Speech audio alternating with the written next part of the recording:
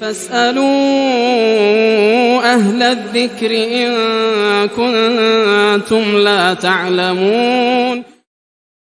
Assalamualaikum warahmatullahi wabarakatuh. Alhamdulillahi rabbil alamin. Allahumma salli wa sallim mubarik ala nabiyyina Muhammadin. Pada kesempatan kali ini kami akan menyampaikan mengenai fungsi hadis menurut pendapat dari tim pimpinan Pusat Tarjih dan Tajdid Muhammadiyah.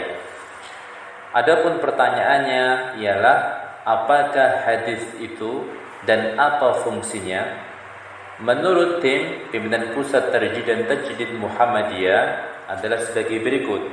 Merujuk kepada para ahli di bidang hadis, hadis ialah apa yang disandarkan atau apa yang disangkut pautkan kepada Nabi Muhammad sallallahu alaihi wasallam, baik perkataan, perbuatan maupun suatu ketentuan atau ketetapan dari Nabi Muhammad sallallahu alaihi wasallam.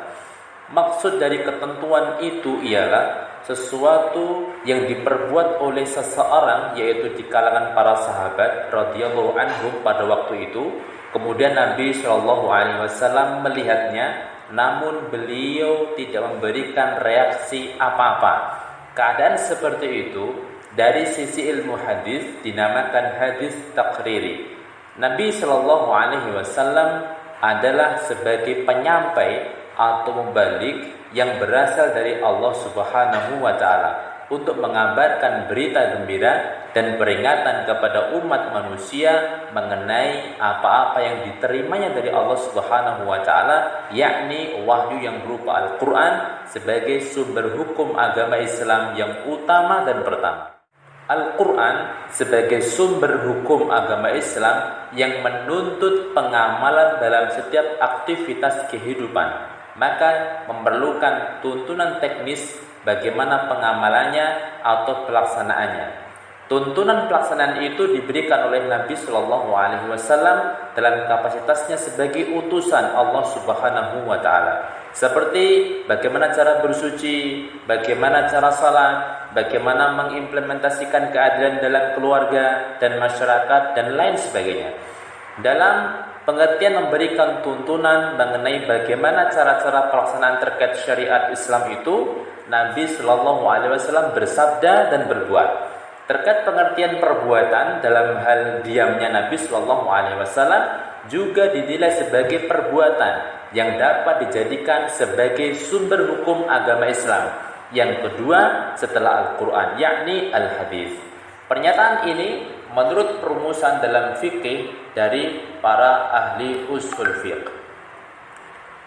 Adapun mengenai fungsi hadis yang juga disebut sebagai sunnah ialah mengulangi ketetapan yang telah ada di dalam Al-Quran.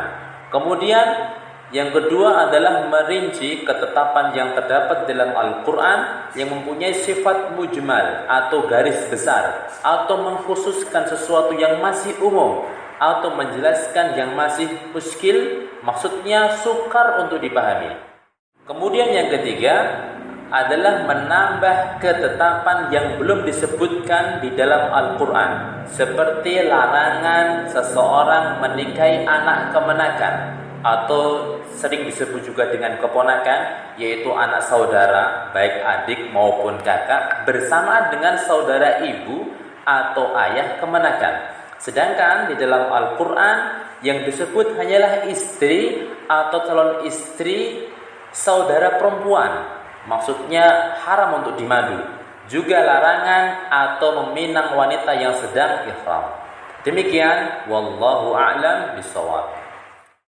فاسألوا أهل الذكر إن كنتم لا تعلمون.